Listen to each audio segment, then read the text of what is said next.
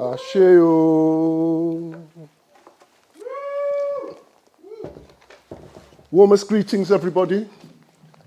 My name is Omowale Ru Pert-em-Hru.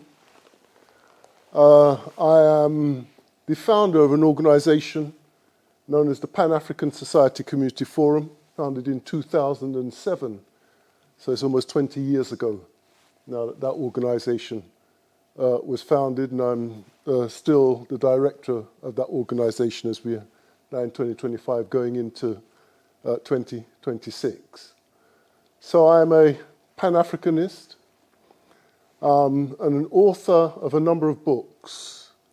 I've authored 11 books in total, all of them related to the theme of Pan-Africanism in some way, shape, or form. Today, I'm just going to speak to a small section of one of the books. Behind me are some of the titles. African People Abolished the Slave Trade is one of them. Pan-Africanism, the Battlefront is another.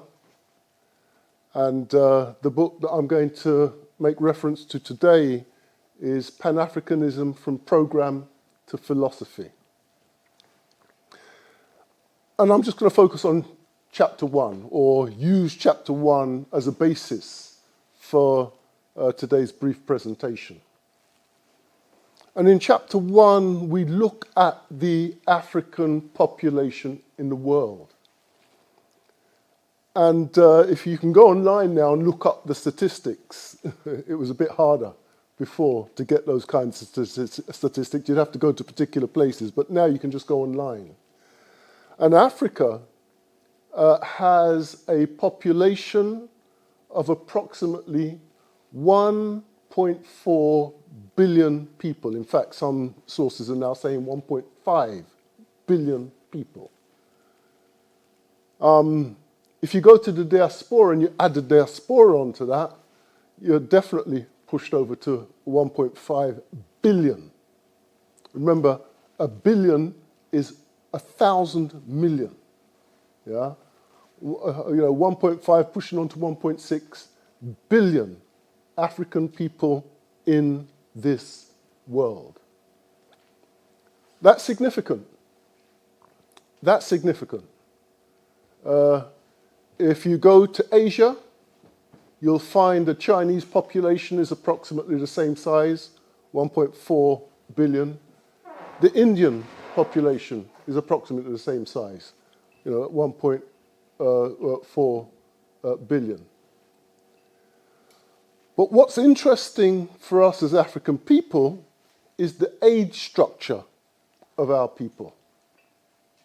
You see, in Europe, which has got a much smaller population, the average age is over 40. Something like 42 is the average age of a European.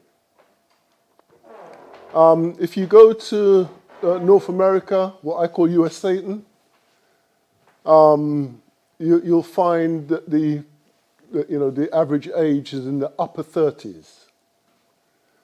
Likewise for Asia, it will be average age in the 30s.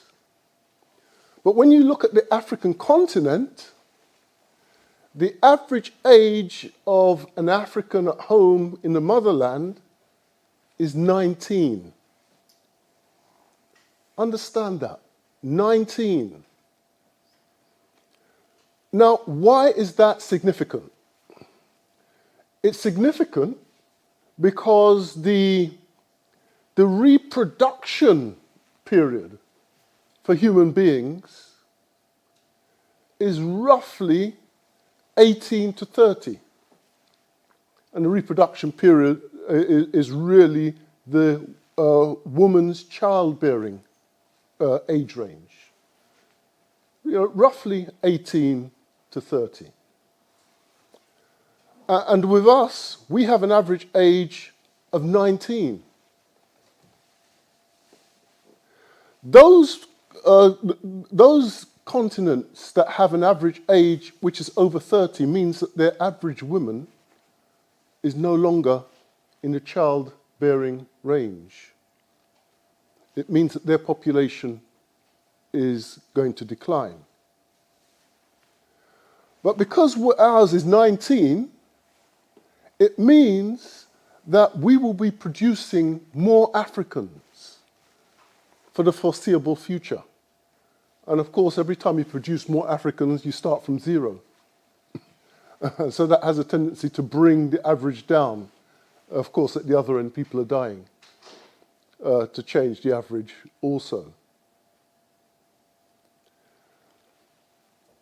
So you know, what is the sum total of this? The sum total of this is that Africa's population is growing and the rest of the world's population is declining. One projection that I found online anticipated that by the end of this century, there will be, 50% of the 0 to 5-year-olds, 50% of the 0 to 5-year-olds in the world will be African people. Think about this. 0 to 5-year-olds, half of the whole world will be Africans. Well, what does that tell us? That tells us that in the next century, half the world effectively is going to be African people. Now, why are these figures significant? These figures are significant for a number of reasons, but one of them is that you just can't stop African people. There are just too many of us. And there will be just too many of us to be stopped. And when we look at that growth in our figures, we have to measure that growth in our figures against what has been happening historically. Historically, we've gone through the enslavement era. Some figures show that 300 million African people disappeared from the face of the earth during the enslavement era. There have been genocides against African people ongoing. Leopold, some of you will know about what Leopold did to us. Some of you will know about the genocide against the Herero people. 10 million, 20 million, millions upon millions of our people killed, slaughtered.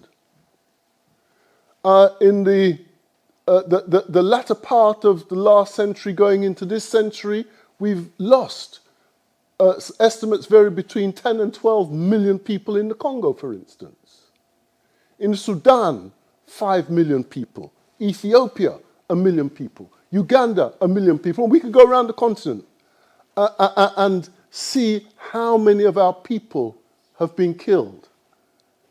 And I say this to say that there has been a program of extermination enacted against African people. But even though that program of extermination has been enacted, still we multiply.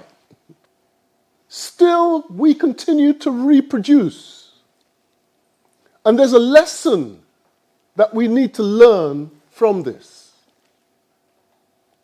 And the lesson is that African people are invincible. Amen. It's very important to understand that we are invincible. Yes, we can be killed individually. We saw the way that they murdered Patrice Lumumba, Malcolm X, and we can go through a series of assassinations. But as a people, we are invincible. Try as hard as they can. And they do try hard to kill us. Still, we multiply.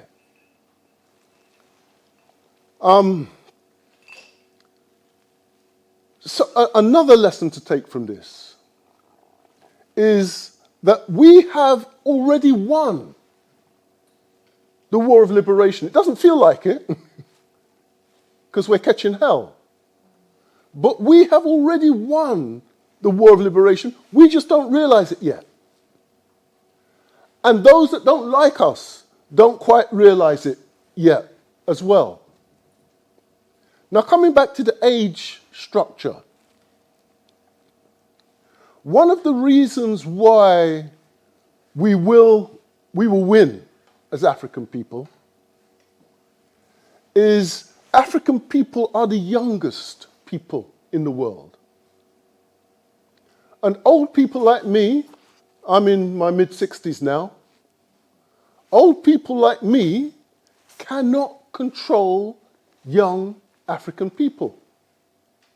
Whether you're an old African, whether you're an old European, whether you're an old Asian, you cannot control young African people.